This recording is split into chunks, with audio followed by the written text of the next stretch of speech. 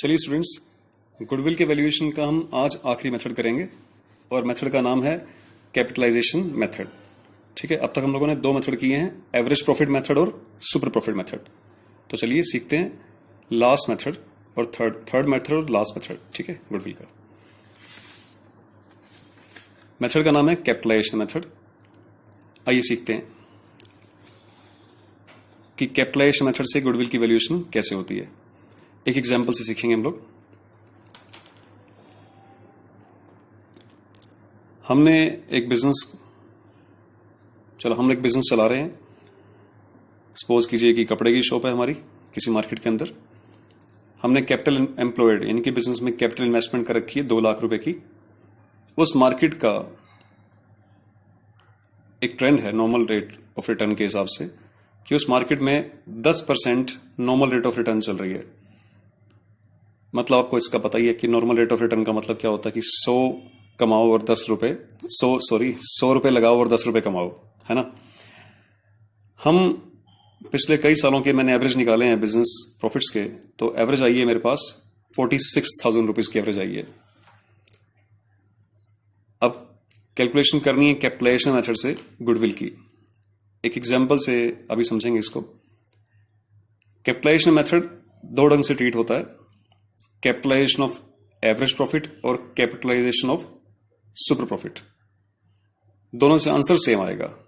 ठीक है, आइए समझते हैं। पहले हम बात करेंगे कैपिटलाइजेशन ऑफ एपी की। पहले फॉर्मूला बेस्ड बात करेंगे, फिर इसे लॉजिकल बेस्ड बात करेंगे। फॉर्मूला बेस्ड बात करेंगे पहले, कैपिटलाइजेशन ऑफ एपी। हमें क्या करना है,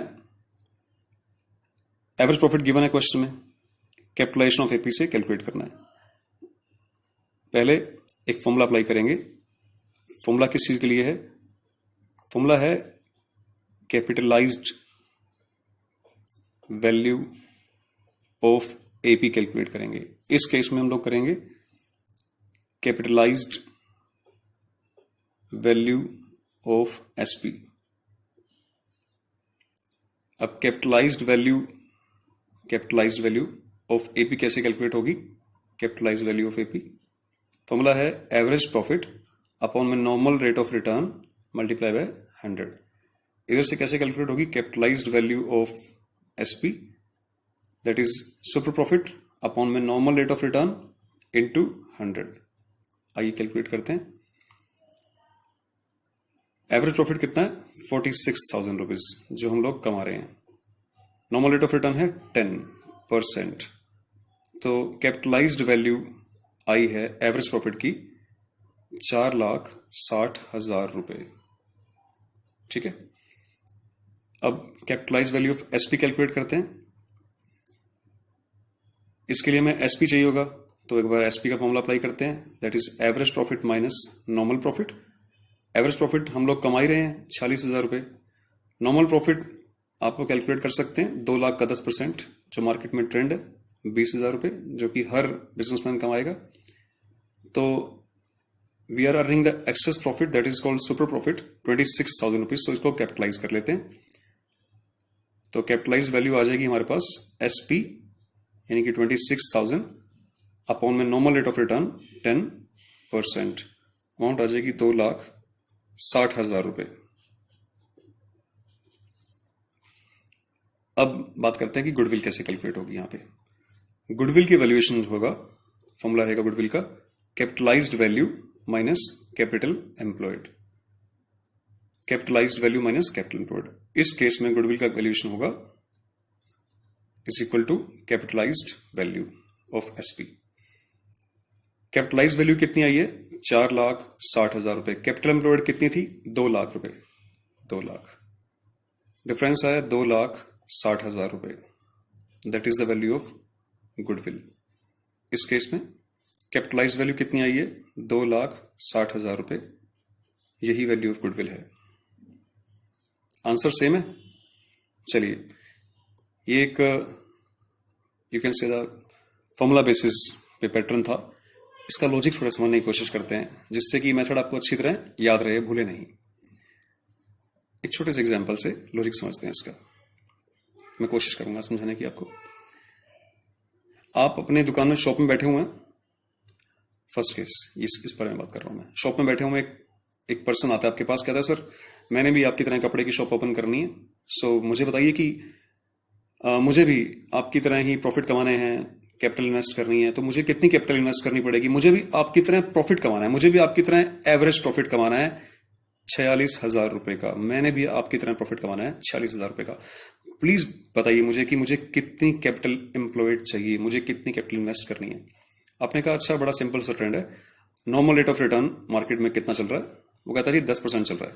ठीक है, इसका मतलब होता है कि अगर 10 रुपए कमाने हैं आपने तो आपको 100 रुपए लगाने होंगे। 1 रुपया कमाना है तो कितने लगाने होंगे? 100/10। आप कितना कमाना चाहते हैं? मेरी बराबरी करना चाहते हैं ना, 46,000 रुपए। तो 46,000 कमाने के लिए आपको लगाने होंगे 4,60,000 रुपए। वो कहता है सर ठीक है जी, थैंक यू बोल के वो चला जाता है। वो चला जाता है और आप सोच रहे हो बैठे बैठे कि एक नए बंदे को बिजनेस को एस्टेब्लिश करने के लिए, मेरे बराबरी करने के लिए, 46,000 रुपए का एवरेज प्रॉफिट कमाने के लिए 4,60,000 रुपए लगाने होंगे। 4,60,000 रुपए की कैपिटलाइज्ड वैल्यू चाहिए उसको, जबकि मैंने लगा रखे हैं 2 लाख रुपए, फिर भी 46,000 कमा रहा हूं। तो जितने रुपए मैंने कम लगा रखे हैं वही तो मेरी गुडविल है ना। अब एसपी से समझते हैं। आप शॉप में बैठे हुए हैं, आपका पड़ोसी ही उठ के आ जाता है आपके पास। वो कहता है सर बड़ी मेहनत करके देख ली, मैं 20,000 कमा रहा हूं, मेरा जो एवरेज प्रॉफिट आ रहा है वो नॉर्मल प्रॉफिट के इक्वल ही आ रहा है, दैट इज 20,000। सर आप कमा रहे हैं, आपका जो एवरेज प्रॉफिट है वो 46,000 रुपये है। मुझे बस इतना बता दीजिए कि मैं भी आपकी तरह 46,000 रुपये कमाना चाहता हूं। बिजनेस कर रहा हूं मैं, 2 लाख रुपए लगा रखे हैं मैंने, क्योंकि नॉर्मल रेट कमा रहा हूं मैं, तो 2 लाख का 10% कमा रहा हूं। मुझे कितने रुपए और लगाने पड़ेंगे कि मैं भी आपकी तरह 46,000 रुपये कमा लूं? मुझे कितने रुपए और लगाने होंगे? आप कहते हैं कि ठीक है सर, अभी बताते हैं आपको। मैं कमा रहा हूं 46,000, आप कमा रहे हैं 20,000, तो मैं आपसे 26,000 ज्यादा कमा रहा हूं, है ना, सुपर प्रॉफिट ज्यादा कमा रहा हूं, तो आपको मेरे बराबरी करनी है। ठीक है, नॉर्मल रेट मार्केट का जो ट्रेंड है वो बता रहा है हमें कि 10 रुपए कमाने के लिए 100 रुपए लगाने पड़ते हैं, 1 रुपया कमाने के लिए इतने लगाने पड़ेंगे, और आप 26,000 रुपए और कमाना चाहते हैं तो आपको 2,60,000 रुपए और लगाने होंगे एक्स्ट्रा। वो कहता है ठीक है सर, समझ आ गया, थैंक यू बोल के चला जाता है। वो चला जाता है और आप सोच रहे होते हैं कि उसे अभी मेरी बराबरी करने के लिए 2,60,000 रुपए और लगाने होंगे, लेकिन मैं बिना लगाए ही 46,000 कमा रहा हूं, तो यही मेरी गुडविल है। ठीक है, थैंक यू स्टूडेंट्स, आप इसको अच्छे ढंग से ट्राई कीजिए, क्वेश्चंस ट्राई कीजिए। Thank you so much.